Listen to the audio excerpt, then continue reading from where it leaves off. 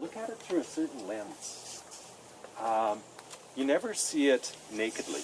If you did see it nakedly, what you would experience is just data. It would just be data, right? And there would be no reason to care about the well-being of the land at all. Unless you have some story to go with it. You know, what does this land mean? You know, unless you have some lens or filter. And there's a lot of different filters you could bring to the land. You could bring a biologist over here, and he could look around and he could tell you about all the phylum and the genuses of all the plants, and about photosynthesis and all that sort of stuff, and the pollination habits of plants. You could bring a chemist on the yard, and he or she could do a soil analysis. You could bring a realtor on the yard, and he or she could tell you about the value of this property. You could bring an economist or a business management student on the yard, and they could tell me whether it is worthwhile for me to grow food on my yard, whether it is economically viable or profitable. The answer would be no. And out of that lens, of that perspective, would be absolutely, given the inputs I put in and the work I put in, I would be better off going and getting a job at Superstore, according to that perspective. So there's all sorts of lenses, all sorts of perspectives that we can bring. And so a faith perspective, a spiritual perspective, and I'm going to speak out of the Christian tradition largely here today, also brings a certain sort of lens. And from my faith perspective, there's two important lenses that I look at this piece of land. And the one is as creation. It's not just land, it's creation. And that means that this land is gift. It is sheer gift. And I don't always remember that. I needed to be reminded of that regularly. But the idea that this land is gift is important. I have a theory that there are three basic ways of looking at life. The first is that life is hostile. It's really out to get us.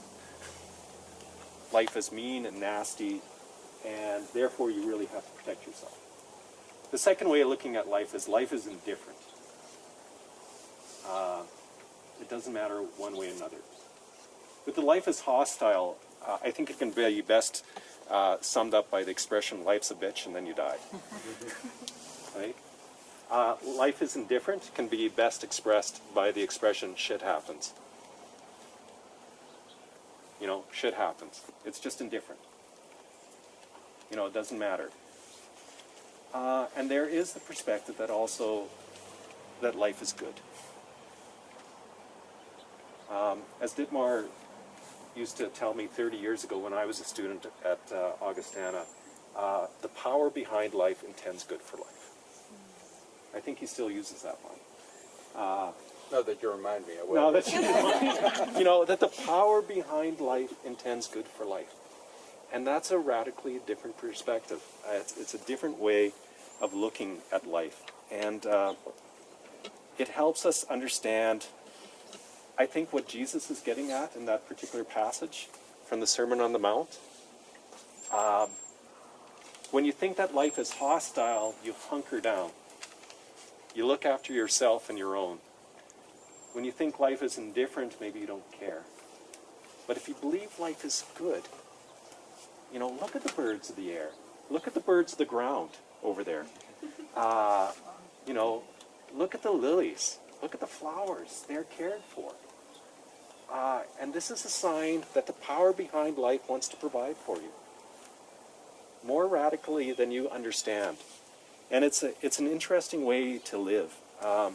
Life is gift. And it's in contrast to the understanding that life is self-made.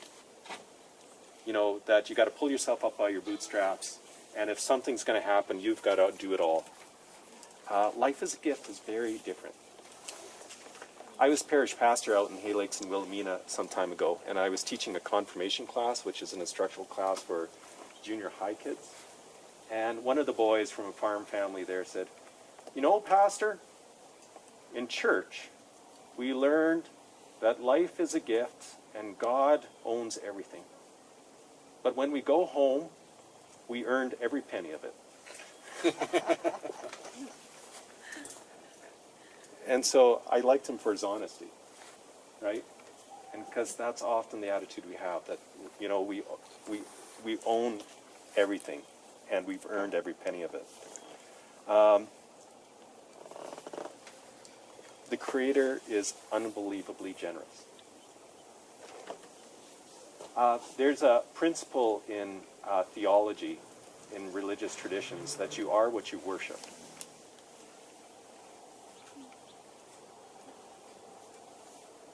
You are what you worship. I want an example. Well, somebody help me out. Life. Like when you go through your day appreciating life for what it is, and it could be God, it could be the universe, it could be just abundance. What matters is it's there, and if you're appreciating it, then you are love, love or life in itself. I wouldn't go so far as to say if you worship God, you are God. I don't think that's a proper translation of what you're talking about. But that's what it meant to me. Yeah. An example I think of is if you worship money, then all you become consumed with just thinking about money and dollar values, and you forget about the social connections in the world. Your treasure lies where your heart is. Yeah. Yeah. I think there's a whole sense, that and more, you know.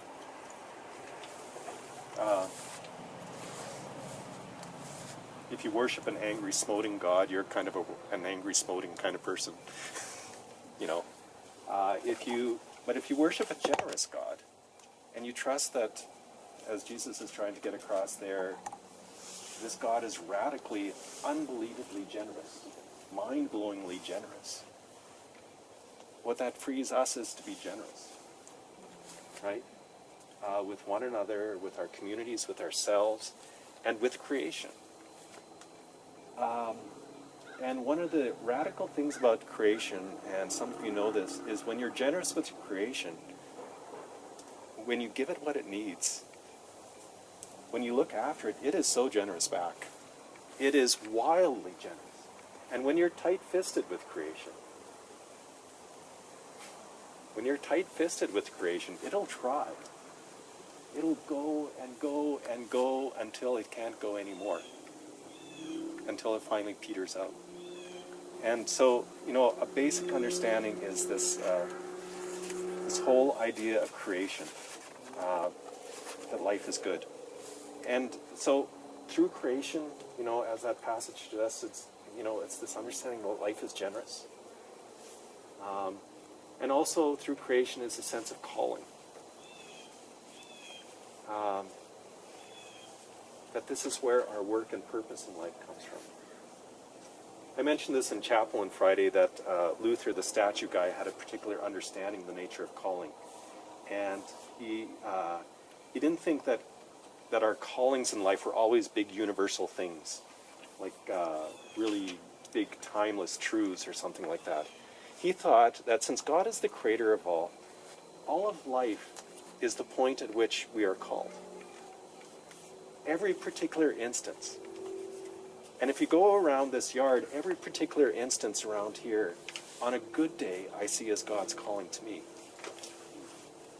And God is saying, you need, figure out what you need to look after this. Figure out what you need to look after this. And it's surprising on this 9,000 square foot urban lot, how many different callings there are. Like where the sun falls, where there's shade, where the water runs, the different kinds of trees, the diversity. There's so much happening, even on this one little lot, that I can't keep up with it. Like it's more than I can handle in terms of calling. Like it's just, and you've got to be attentive. It's a matter of watching, paying attention to the particular. I'm sure all of you are beyond this, but do you ever know an urban person who goes out for a ride in the country and they don't see anything? I'm bored. When are we I'm getting bored. When are we getting there?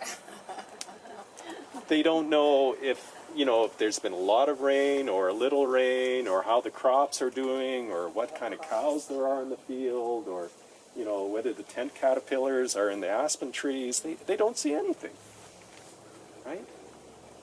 And that's not necessarily an urban person's fault. They just haven't been trained to see. But part of our calling is to learn to see. This is the second year of having backyard chickens, and it's an experiment in seeing. Oh, yeah. And so there's a lot of things to see with them. The first was, how would the neighbors react? Yeah? How did they react? How did they react? Well, last year we had 2 different neighbors, and they loved it. They thought this was just great.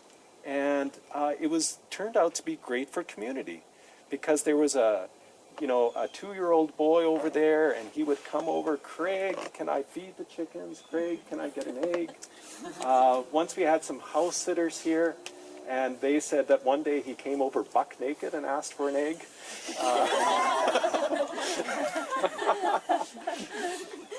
And the guy over there, he came off an acreage, and he had chickens, so he understood what this was about. This spring, renters on either side. But they're renters, so who cares?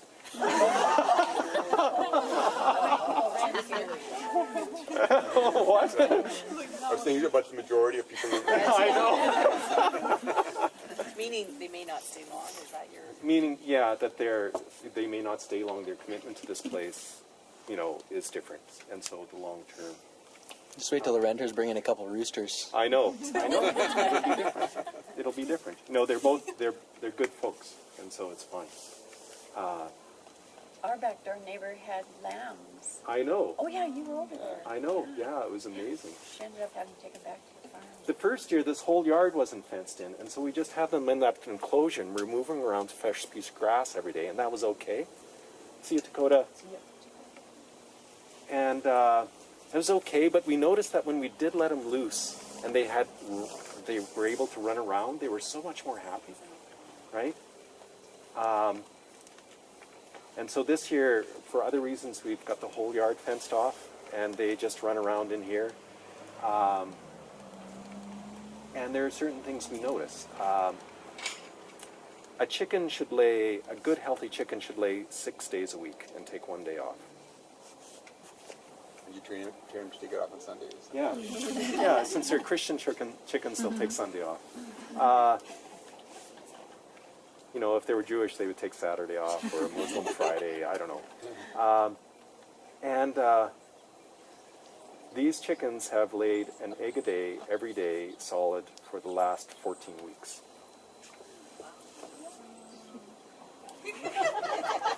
What's this? That's so many eggs. They're atheists. That's right. They're atheists. Pagan chickens. Yeah. So, theoretically, in order for chickens to lay, they need a lot of high-protein grain.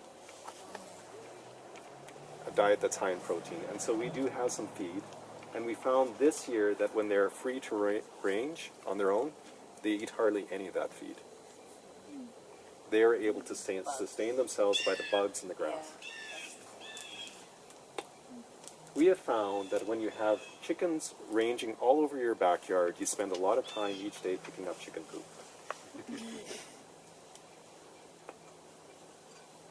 And if you don't spend a lot of time picking up chicken poops, soon you've got it's caked all over the yard, the grass, and you have a fly issue.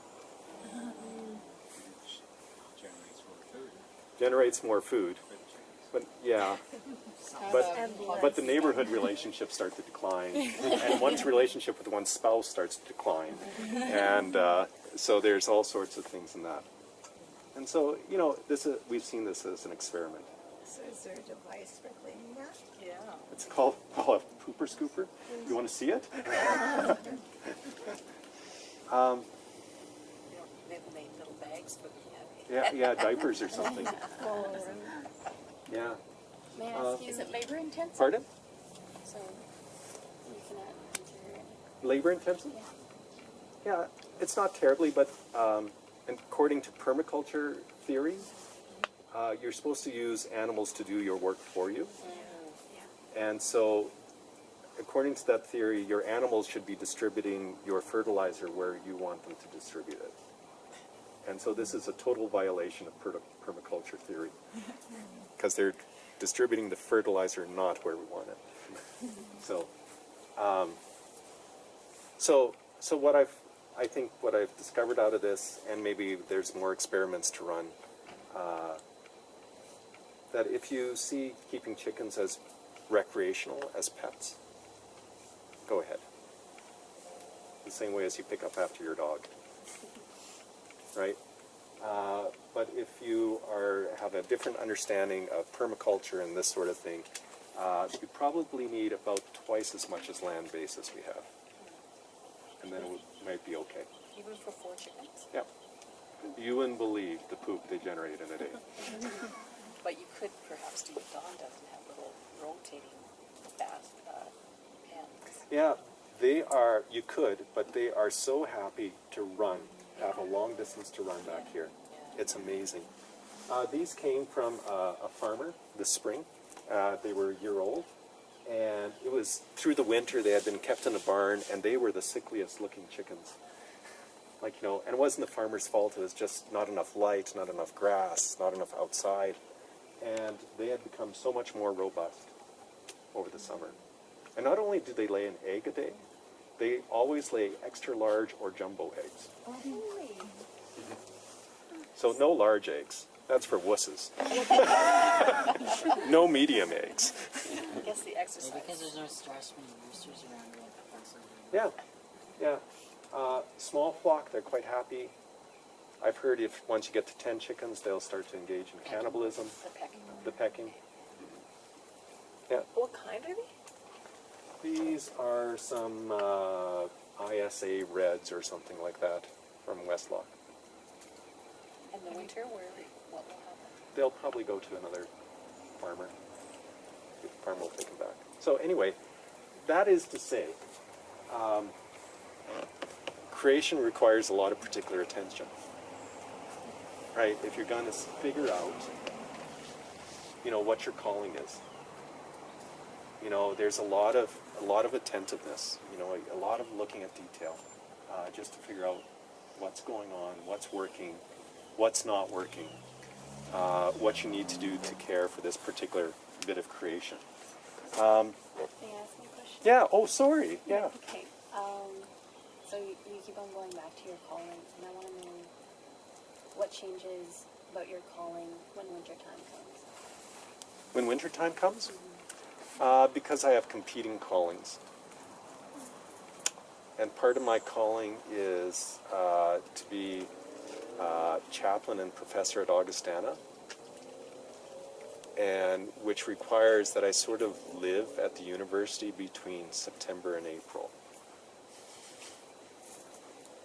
And even right now, fall is a bit of a stressful time.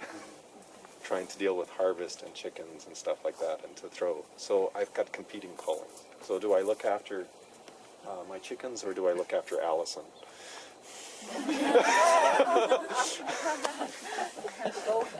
Both and, And so that's part of it. And part of it is providing them with warm enough place to stay.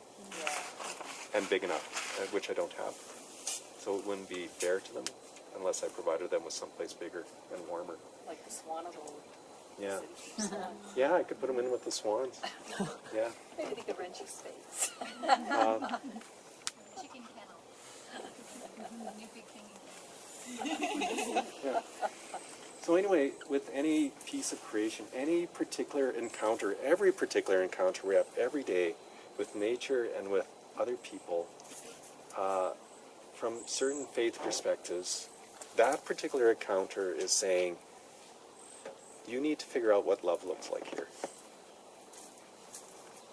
Here's the situation. I need you to figure out what love looks like here. And what's cool about that, it means that being spiritual, it doesn't necessarily mean going to some officially religious place and doing officially religious things. You know, you don't have to go to an ashram in India to be spiritual or religious, although that may be cool, right? Or may be useful. All you have to do is step out your back door. And already you've had a spiritual encounter.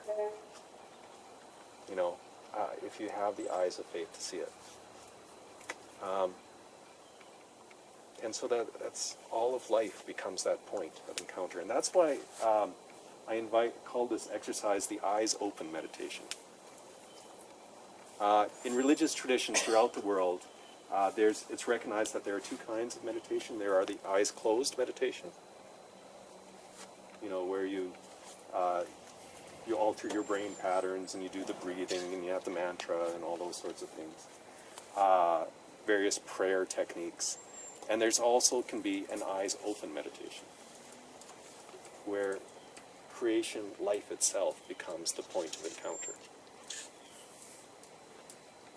with what's significant and what's going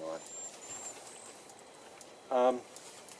So creation, both as providing for us and as our source of our calling. And the second simple thing that Christians hold on to is something called incarnation. And it's actually quite closely related to creation. Incarnation, yeah. And that is the conviction that we never get to see, we never experience God directly. God always comes to us behind life. God always comes to us behind life. And in the Christian tradition, the highest expression of that for folks that are Christian is in Jesus. That in this wandering rabbi who walked the dusty trails of Galilee, there was the fullest expression of God present in this human being. And so incarnation means that when we part of what incarnation means for me is that when I see life on a good day, when I'm weeding the vegetables or feeding the chickens, mowing the lawn, pruning the trees, I'm encountering Christ.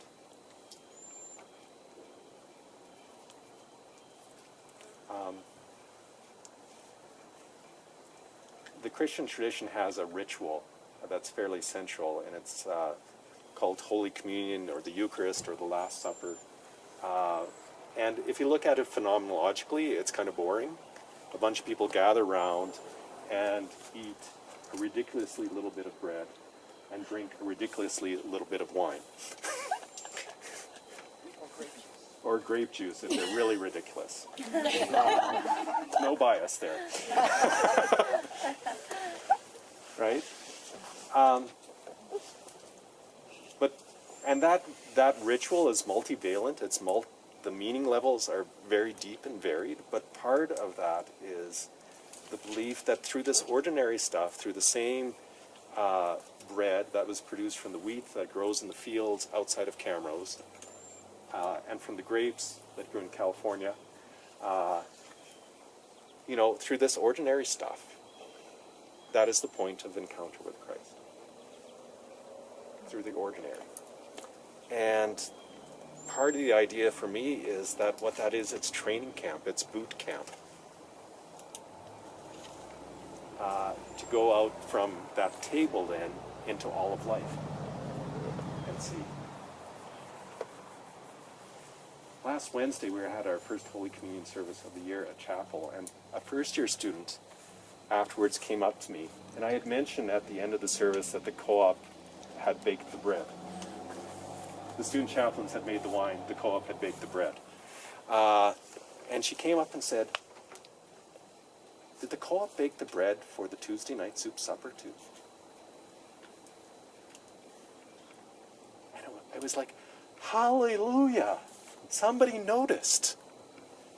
It's the same bread. It's the same bread. Tuesday night in the Forum and Wednesday morning around the table in the chapel. Same bread. And it's my conviction that both of those are spiritual encounters. And for me, the one informs the other. You know, in a different way. It's the same bread. Any questions? Or thoughts? Or Did you always see nature this way, or did you have any? I only see nature this way on a really good day. Most often I just see it as stuff. You know, it's really, I'm not being totally flip. Like it's really, it's like it breaks through. So some days it's just work. It's just work, yeah, it's just work. The chickens get up with the sun. And at the end of June, beginning of July, that's really early. And if they're out of food, they let you know about it. The whole neighborhood know about it. Then it seems just like work. There's no spiritual encounter there. And they're penned up overnight, so Yeah. they're waiting to get out. They're waiting to get out. But there wasn't like a time in your life when it was always just stuff, and then you realize, well, this isn't just stuff. I'm going to get there, actually. I'll talk about that a little bit. I don't know, because of where I came from and where I was raised, I don't know, I didn't always articulate it this way. The experience came before the talk. Like with Getter. Yeah, Hans. You mentioned that you don't have to go to an official religious place to have a spiritual experience, and that in fact you only have to go out your front door Yeah. to have that experience. I was wondering if there's something about the experience you can have outside that you can't have inside the house. Yeah. Yeah, you can have it there too. Part of being inside a house, though, is that you're always... When you're inside of the house, there's the facade that life is not a gift, that you're self-made. Your environment inside the house is human-made. It's like the difference between the human-made stuff out here and the living stuff. Right? And so that's part of when we live in an artificial environment. It sort of, you know, shelters us in some ways. And yes, of course, you can have a spiritual experience inside the house. But I think it's richer when you step out. Or in any encounter with people. Like people are part of creation too. Well, Well, in some cultures, the buildings are more organic. yeah. So in, one of our towns in Mexico, in Amatlan, it's all made out of adobe. So you dig the clay here, mix it with straw and horse manure, and just build it, right? I mean, sun dried, and so actually it's just as organic, in a certain sense. But if you're only enclosed, even in beautiful adobe, because it's just rich and diverse, it's not, in that sense, artificial. But outside, just the diversity that we pick up when we're out here is quite phenomenal. It strikes me that in a lot of ways, what's out here in the yard is very much created, Yeah. at least indirectly, by us. Or that's Yeah. not, you guys, I think, got what I'm trying to say. And in the same way, the things inside the house, we've had a hand in making. Yeah. Like we're not, there's certainly elements of creation here, but in the same way, they're not elements of creation in the house. Yeah. I would say neither is the Pure and pristine pristine. wilderness Yeah. untouched by man. Yeah. And part of that links back with our calling. And I'm going to get to this in a bit, or maybe I'll just start now. I'll just start now. what? Or do we want to take a 15-minute break? Do you want to take a 15-minute break? Does that sound good? Yeah. Just gonna take a while. What? You're not gonna forget what you said. No, I'll say it again. I think it's a time for a 15-minute break and apple crisp. I'm going to go into more particular, tell a little bit about my story and my spiritual formation. I grew up on a farm by New Sarepta, which is on the Highway 21 up to Edmonton. And it was a farm 3 miles west and 1 mile north of the Roley View Road. And I am very much the youngest child of two people who were very much the youngest children in their family.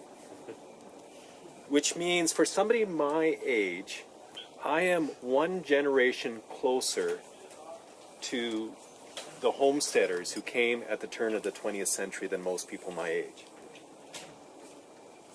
Are you following? Am I making sense? What? Generation-wise. Generationally, I'm one generation closer, right, than most people my age. And so my grandparents were homesteaders, and my parents were the children of those homesteaders. And so part of that mystique of homesteading was very much a part of who I am. It wasn't until I was a teenager, Jordy, until I clued in that the name New Sarepta was laden with spiritual significance. Because Sarepta is a biblical reference from 1 Kings, the story of the widow at Zarephath. And I'll tell it for those of you who don't know it. The scoop was there was this prophet named Elijah, and the king of Israel at that time his name was Ahab, and he had a very fine wife named Jezebel. Ahab believed that in order for nature to be productive, you had to apply the best technological manipulation in order for creation to be productive and provide you with food. It just so happened that the best technological production at that time came from some of the neighboring countries who were pretty good at agriculture, and they worshipped a god named Baal. And Baal was the god of fertility, of rain, of storms, and it was believed that the land became fertile when Baal copulated with his consort. That caused it to rain, that caused the cattle to be fertile and all those things. But Baal was a little bit lazy, and in order for Baal to get the idea, you had to model for Baal what Baal needed to do. And so therefore you needed to engage, if you were a good farmer and you were applying the latest techniques, in ritual prostitution. So you go to the Baal temple, engage in ritual prostitution, and that would sort of give Baal the idea of what Baal needed to do. It was convenient, yeah. For the king. For the king. And so Elijah had a different model, a model of this God who's a free God and cannot be manipulated. And a God who desires to give generously. And Elijah essentially said to King Ahab, all right, if you want to apply the latest farming techniques, go ahead, but I suspect it's not going to rain for the next 3 years. But you go ahead and try that. And so Elijah was no longer very welcome, so he left town, and he went to a foreign country, to modern-day Lebanon, to the city of Sarepta. And there he encountered a poor widow who was gathering wood, and he said, why don't you give me something to eat? And she says, I'm gathering wood to make a fire so I can prepare the last meal for myself and my son, and then we're going to die because we're out of food. And Elijah said, trust me. And so she did. And so she provided a meal for him, made him a pancake, and they ate. And for the next 3 years, the tradition goes that the meal in her jar was never empty and the oil in her jug never ran dry until the drought ended. And I think when my ancestors came to New Sarepta, or to this part of the world, it was part of their conviction that hospitality, generosity, and faith would keep them from hunger. and that was part of the ethic of the community. And it's why they named the place New Sarepta. I'm going to read a little excerpt from my my grandfather's younger brother, and he writes about the homesteading experience. Many of the immigrants had little or no money when they arrived, but they were able to borrow from the government to enable them to get started. At first, our family found shelter with a neighbor family, the Stoltzes, who had come the year previous. The first thing to do to get started was to chop down some trees, haul in the logs, and build a house. Ours was a one-room house connected under the same roof with the barn for cows and horses. A small connecting room served as a storm porch and utility room and furnished a common entrance to house and barn. The floors were of clay, so also was the open fireplace made of clay, and the chimney was clay bound with grass and wood. An iron crane held a cooking pot in the fireplace. The straw thatched roof was very effective against the rain and made a good insulator against the cold. Fortunately, it never caught fire. In due time, the men, my father and older brothers, whipsawed some lumber, and we had a wooden floor and a ceiling. A second-hand cast-iron stove was substituted for the fireplace. All furniture was handmade. My dad was a blacksmith by trade and adept at carpentry. This came in good stead many a time in improvising, manufacturing, and repairing, not only for our immediate household, but people came from near and far to have their horses shod, their scythes and plowshares sharpened, and wagons repaired and retired. This furnished some income, which was very welcome. I well remember my mother weeping for joy when father brought home the first horse. He had paid $15 for it. It could pull the small plow or the wagon as needed. And before long, another horse was brought home, and that made a team, which was all that was needed for a small farm. Cows were also added from time to time to furnish the needed milk for the family and chickens to lay eggs and to hatch more chickens. Our meat diet in those early winters consisted mostly of rabbits and more rabbits. A large pit, probably my father will not eat rabbit to this day. He's done with rabbits. He's had his quota. A large pit, probably 6 feet deep and 8 feet in diameter, was dug in the woods before freeze-up. Across this were laid thin poles and branches and grass to hide the opening. As the rabbits travel through the woods, they see the branches and decide to have a feed on their tender bark. They fall through the pit, from which they cannot escape.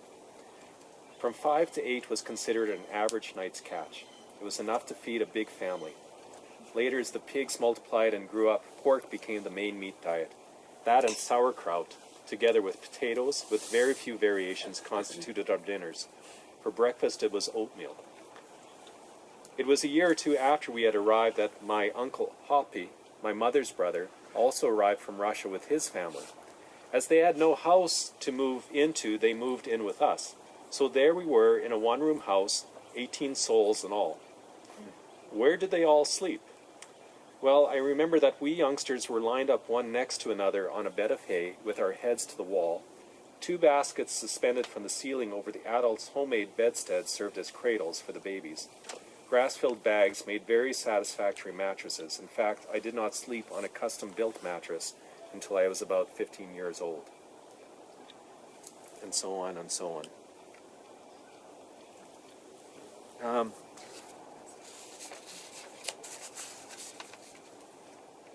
So anyway, part of this mythology, this homesteader mythology, which you see at Ukrainian Village and Fort Edmonton and whatever, I grew up with it, and sort of part of the ideals that came out of that. And really, my people were very much focused on the production of food. That was morning, noon, and night. And they were focused on transforming the aspen prairie forest to agricultural land. And my parents would have grown up during the Great Depression. And true to the widow of Zarephath's story, they never went hungry. And they had plenty of opportunity to extend hospitality to strangers, particularly vagrant men who would come around.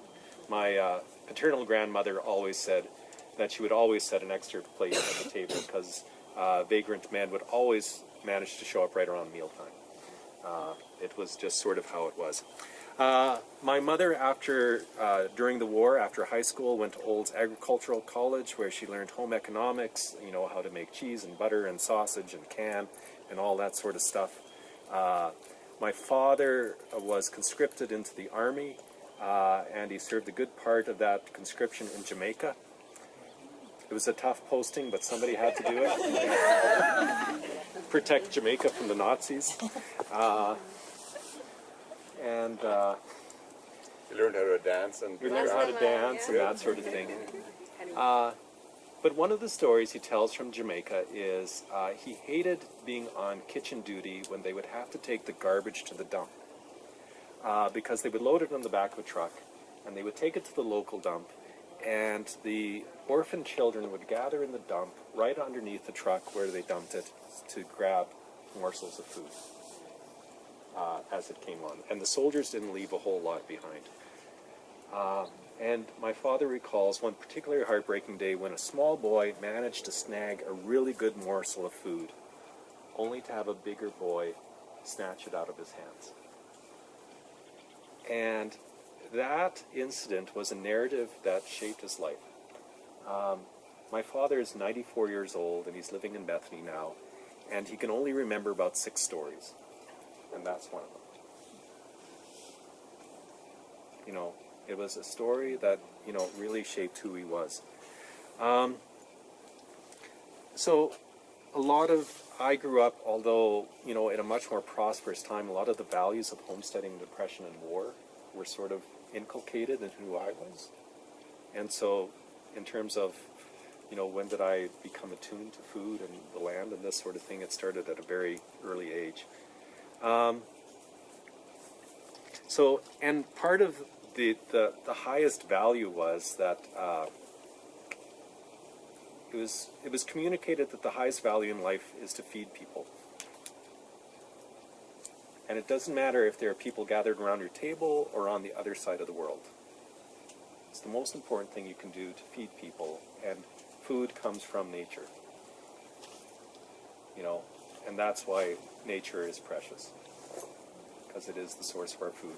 And so I remember as a kid, you could not come on our yard without getting fed. It didn't matter if you were the AGT repairman or the vet or a worker or whatever, you had to get fed. And the greatest heresy was to come onto the yard packing your own lunch. Oh my goodness, what an insult. Don't you think you might as well, I would sooner have you pee in the middle of our floor than bring your own lunch on. It was although just, it wasn't expressed that way directly. no.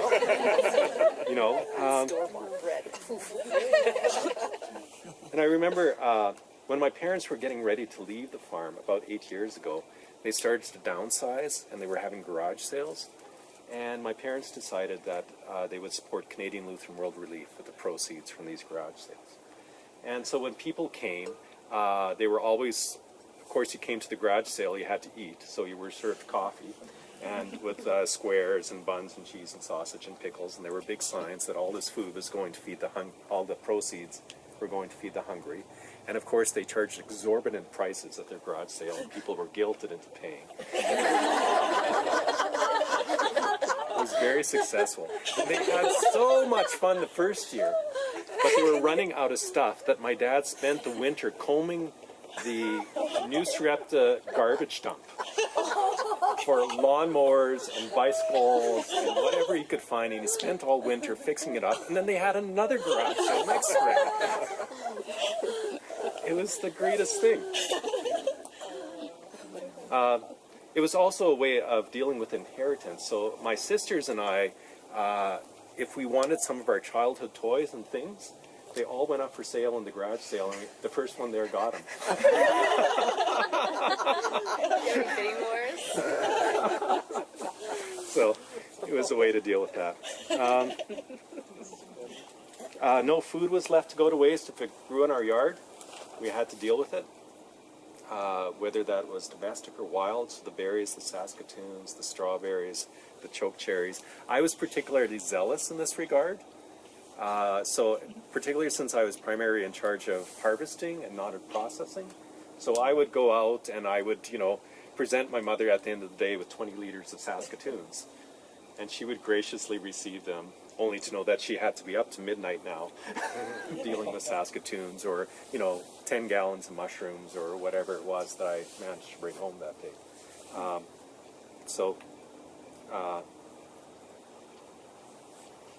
You've heard of the 100-mile diet? Yeah. I think those people are cutting themselves a lot of slack.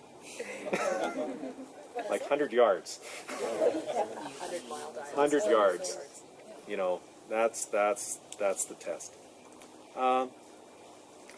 My family was not immune to the industrialization of food, and part of that happened. You may have learned this in this class in the 1950s, after the war. Like, this big industrial capacity had been built up for the war, and then we had all these factories, and we needed something to do with them. And so part of it meant that we needed to produce consumers. See, during the Depression and the war, people were conservers, right? They held on to stuff. But that's bad for the economy. Do you know elderly people who still have a tin foil drawer? I still have a tinfoil drawer. Yeah. Wax paper, right? They would keep burnt out light bulbs and old cornflakes boxes, yeah? This summer, actually, I was working on a house, and we were putting new windows in. And when we pulled the old ones out, we figured out that where the windows were, there used to be cupboards.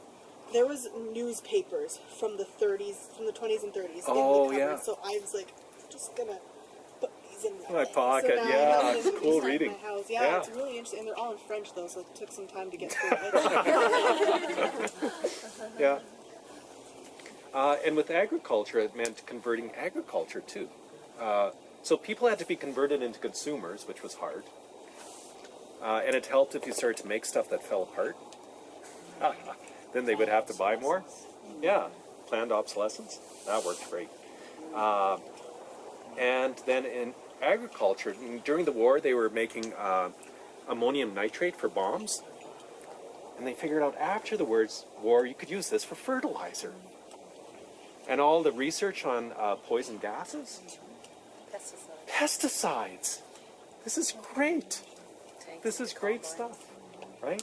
And so all this agriculture became very much industrialized, which caused a huge migration of people to the cities eventually, because fewer and fewer people were on the farm. It was thought that being a consumer was the good life, and the money was in town. And it was really part of the mystique during that time, that you were the cousin or the brother who stayed on the farm, you were just a dumb farmer. The city was the place of progress. It was the happening place.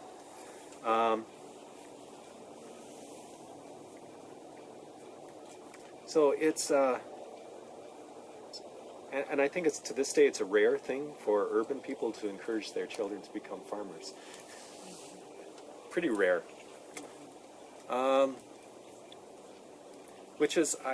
Here's the point we were getting to earlier. It has only been in your lifetimes, for those of you who are students, and for those of you who are older, that a majority of the world's people have lived in cities. We're just past the threshold. I read today, over half the world's population now live in cities. Yeah, over half the world's population. 2008. Yeah. In 1900, there were 1.3 billion people in the world, and only 14 cities with over 1 million people. And in 2000, there were over 400 cities with over 1 million people in the world. And so what you end up with is this, a whole group of people who are estranged from the land and nature. Right? You've heard of nature deficit disorder, probably? That I'm topic. just reading the nature principle. Oh, you are, yeah. Yeah, so you're reading that already. And you know how it is with urban kids, and some of you may be from that background. You think that food comes from the grocery store or from McDonald's, right? And it's such a shock when urban kids go out to a farm and find out that a potato grows in the ground. I have some nieces and nephews in grade school, nieces and nephews in Ontario, and Paul and I were discussing, getting meat from local farmers here, and their parents shushed us because they didn't want to deal with the fallout from the fact if their children found out that meat came from animals. Oh dear. What? Or there's that dying process in the middle there. Yeah, there's Right. that slaughtering and dying But I feel process. like that's better Very than violent. the not dying and Yeah, harvesting meat. and so and I, I don't know if that's my tired mind. That's not what I have. My bacon strips off. I know. Please kill it first. all these children, all these chickens with prosthetic devices. We had the three-legged deer go by our house this morning, tripod. Yeah, There's a three-legged deer. yeah. So, kind of funny. It does, yeah. And so what we have now is a lot of urban people figure that nature is simply for aesthetics and recreation. Like, you want to go out and see beautiful places, and you want to go out and play in nature, but this idea that nature is our source of life, it's our food. Lately I've taken to joking tongue-in-cheek that at Augustana we offer outdoor education for those who don't know how to garden. So, because we need a way to reconnect. So, I'm coming to the end here.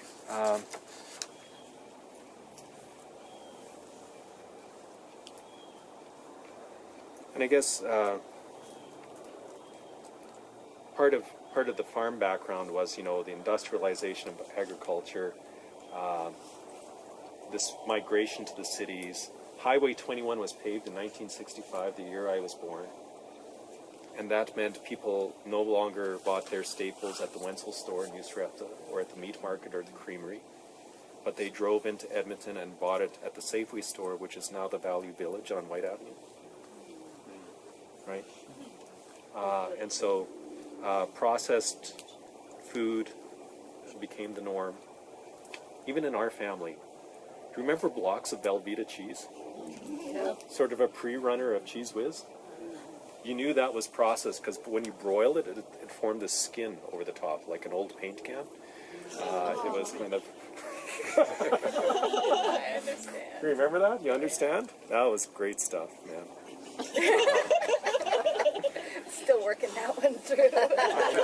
Still working that. With a Kraft miniature marshmallow, oh my goodness. It's the best thing ever. The cheese and the marshmallow? What? I said the cheese and the marshmallow. Yeah.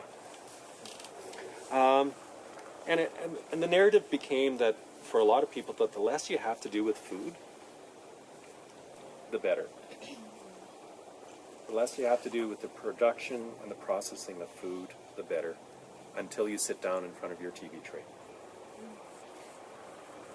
And that was, if you look at old magazines from the 60s, that was the sign of progress. If you as your family could gather around with a TV tray, with a Swanson's dinner, and watch the TV.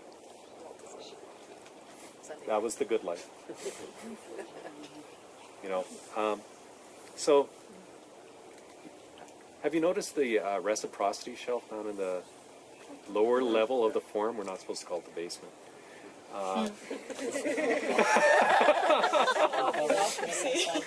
What's this? Building committee dictates. Yeah, I think it's the lower level of the forum. It's called Tell them the names are dungeons. organic. What? Tell them names form organically. That's right. And I watch that shelf from time to time, and what I notice is, and this is complicated, I know and I understand, that processed food will move from that shelf far quicker than ingredients. A can of Chef Boyardee will get snatched up right away before a can of peas, right? Because Chef Boyardee is good. No, it's gross. Yeah. Who eats that? And there's a lot of reasons for that, but just, I imagine part of it is time pressures or de-skilling around food and what it means to cook. I thought when I was growing up that Question? Yeah. I just wanted to make a note on that. I did some field work at the food bank, Yeah. and it was the same kind of thing. We'd have all these fresh potatoes and carrots and parsnips, but to know the difference between a parsnip and a carrot, and all of the processed food went first as well, so all this good food's going bad, and it's like, Yeah. it's just Yeah, it's just a lot of de-skilling. Yeah, people, just don't know, right? And it's hard. Just checking on the time here. I thought this was at 8:30 we're done? Is that or 8:15? Yeah. 8:30, okay. But we need a bit of time to Yeah, organize I'll that. give you a little bit of time. Yeah. So I thought the way I grew up in this sort of homesteader depression, putting everything up, was just normal. That food was just food. And this was the breakthrough moment for me, Jordy. One breakthrough moment happened when I went to university. And I encountered students who lived together but never ate together.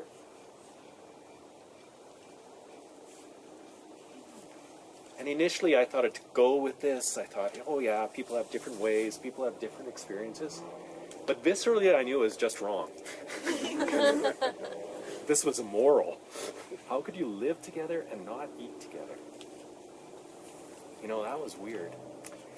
And the second point of realization came through the eyes of another. In 1990, August, Paula, my fiance, and I came to Alberta from Ontario to announce to my parents that we were engaged. And it was August, and my parents weren't farming full scale anymore, but they did have 80 acres and a large garden. And so we arrived, and the next morning we got up, and we picked about 80 liters of peas, 4 or 5 gallon pails, and we came into the house and we had breakfast, and we shelled peas, had coffee, shelled more peas, had lunch. In the afternoon we froze the peas, and then we went outside and we watered the garden from the rain barrels, and we came inside and we had supper, and then in the evening my mother made pickles, and then we had more coffee, and then we went to bed. The next day we got up and we picked 20 liters of raspberries. And then we, had breakfast, and then we sat with cookie trays and sorted through the raspberries, the good ones for freezing or canning, the icky ones for jam, and we sorted, and we made jam, and we canned raspberries, and we froze raspberries, and then we had coffee, and then we had lunch, and then in the afternoon we went out and we picked the last of the beans, and we brought them in, and we froze them, and then we had supper, and then in the evening we probably went out and watered the garden again.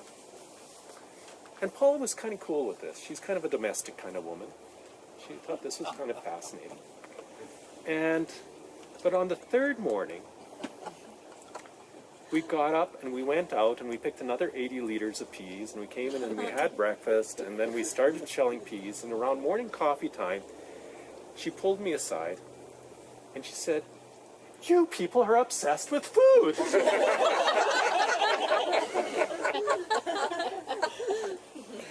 My family in Ontario actually had a garden.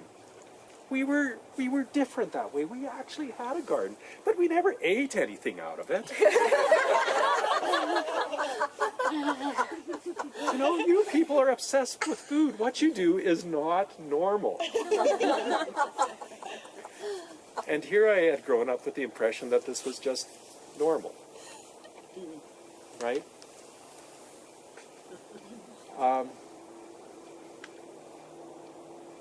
Part of the reason I do this here is because I realize that I know only a fraction of what my homesteader grandparents know about the land and food. And my children know far less than I do. And they are in the top 10% of their peers. And I think once you are estranged from food and the land, it's just that much harder to care. It's that much harder to care, and also you're ignorant. And gardening is not farming. Like, there's a big difference between gardening and farming. And so, but gardening helps you understand farming a little better. You know, it gives you a little window. I could not feed myself in this backyard.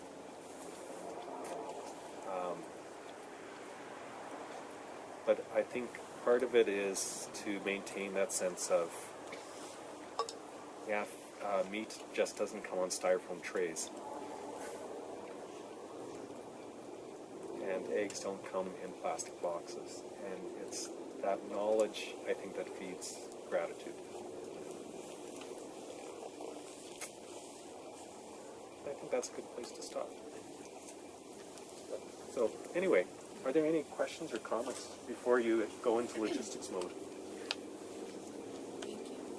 You're welcome. Yeah.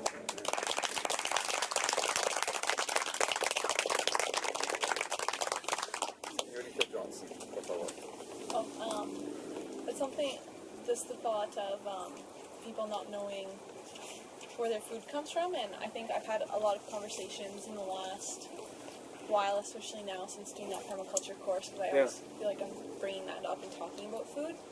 But I think a lot of people that I have talked to lately that grew up in towns or cities that are vegetarians for whatever reason, and I talk like, and I'm not like, you know, I'm gonna eat all meat or anything, but when I talk about like growing up on a cattle farm and things like that, it's almost like, well, they say I can't eat meat because I just picture myself cutting into the side of a cow and eating it, and how disgusting that is. That would be disgusting.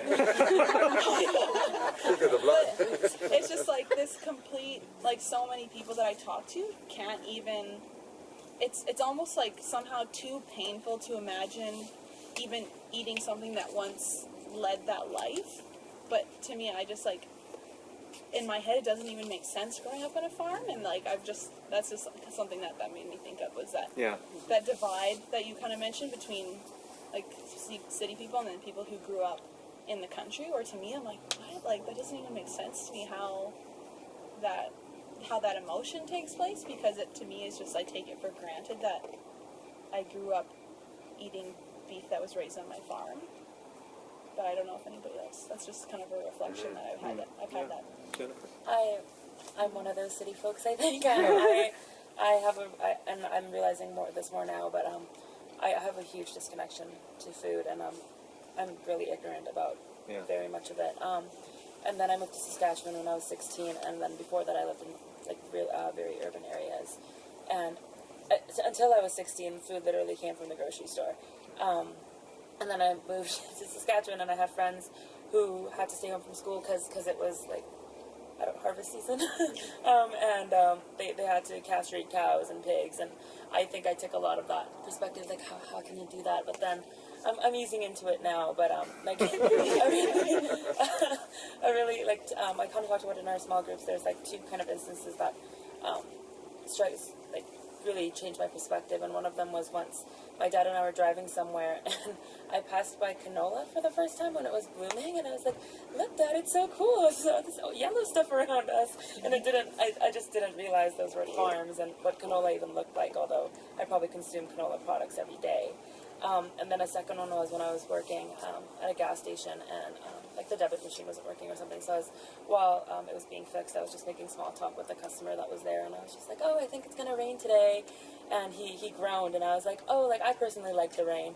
And then he talked about his crops. I think it was flax, and then I realized that rain is so significant, and it's not just for me. It was always small talk, and it's like, oh, I have to bring an umbrella to school, but for other people, it's their livelihood, and it's what they have to sustain themselves with, and it was so great and significant that I was kind of like in awe of it.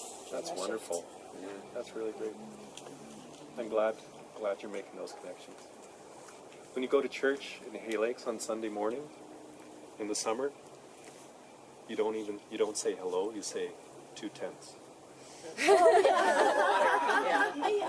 Which refers to how much rain they got last night at their place.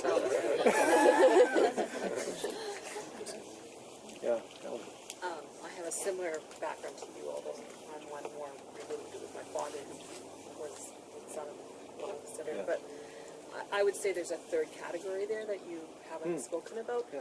There's a lot of people who live in the country are in agribusiness Yeah. who are like urban dwellers, and part of the great shock for my brother now that we've inherited farms that we are now responsible for is to farm in a way, it's only a quarter section, so it's still the homestead, which cannot sustain, can't feed you. But the pressure to have these tractors that have, everything isolated, like to the point of a GPS that gives you my dad would say, oh, there's a guy he must have let his son plow that day because it's crooked. Not only what the crops were like, but how you farmed, you had to make sure your rows were straight. And now you don't have to worry about that because the GPS will do it. Yeah. You're in an air-conditioned, sealed, huge, Listening to combine MP3 that used to be the failures, tanks. And there's such a removal of people who live in as farmers and for agribusiness reasons also shop at the grocery store because to keep a garden to feed them takes them away from these machines that do the work. And they have to get out there for the 16 quarters or something if you're a grain farmer. So there's the other disconnect that to me is even harder to bear because those people still have the connection to the land and the incredible sort of devil's choices that you have to make to stay on the land.